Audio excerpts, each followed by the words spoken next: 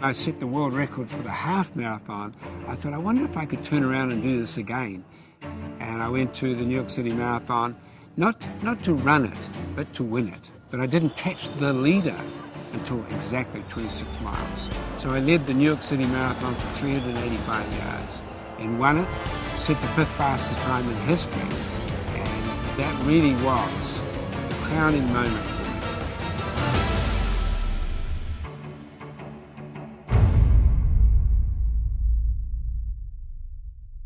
Very cool.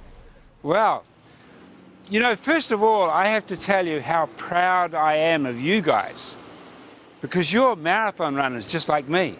It's not about winning the race. If you start something and finish it, you're going to be a champion. Finishing is winning, isn't it?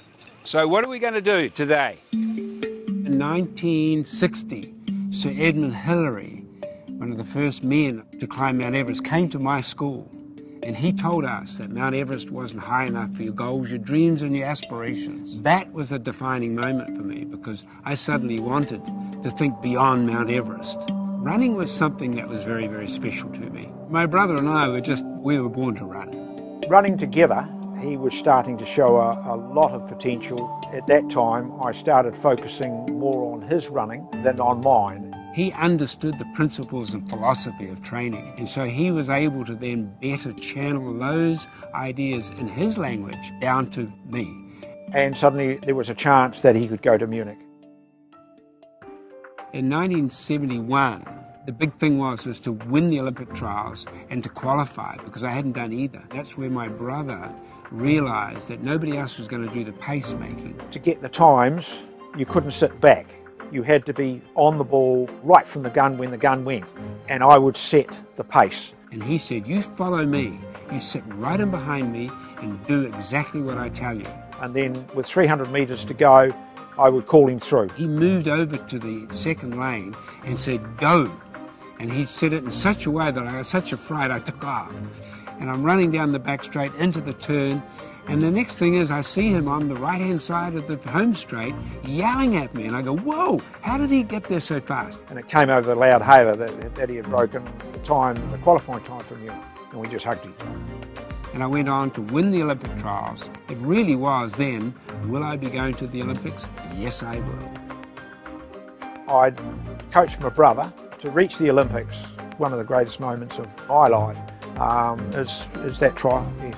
Representing New Zealand, a small South Pacific country of 3 million people and 30 million sheep, we were carrying on a tradition. We were proudly wearing our New Zealand flag, representing our nation in the world, and that was very, very powerful, very, very powerful. An hour and a half after I finished the New York City Marathon, I went back out to the finish line with my hood up and watched thousands and thousands of other people crossing the finish line. And I realized at that point that I wasn't the only winner that day. I think coaching was a natural progression for me to helping other people achieve their goal of finishing a marathon. And that was when I realized that it was time for me to give back.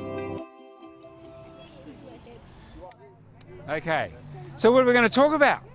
I don't know. How do we race you? Race me? Yeah. You can't beat me. Who is the fastest, by the way? Stephanie. But what we got to do first, we've got to warm up, don't we? Yes. Okay. Jumping jacks. Jumping jacks. Say it. Go. 1, 2, 3. The Kids Marathon mission is to inspire kids to be active and healthy through running. And we've impacted over 500,000 kids worldwide.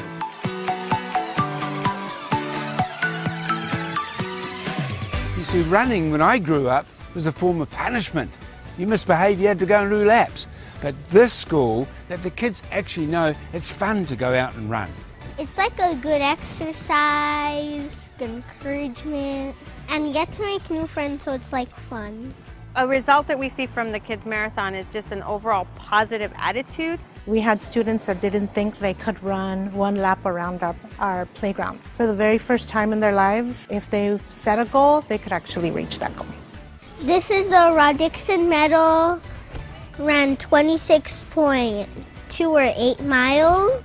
Just being able to meet him and know that they know somebody who's a runner and has been to the Olympics, it's very tangible, and I think it makes it like they can also aspire to do that. Rod Dixon is inspiring because he inspired me to run faster and run a bunch of like marathons here, but I just keep running. The future of Kids Marathon is just to empower more kids. Kids love to run. They finally love to run.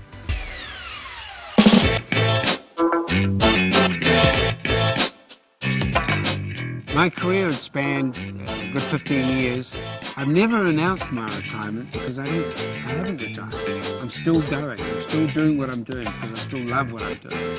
This whole journey continues, and it will hopefully for another 100 years.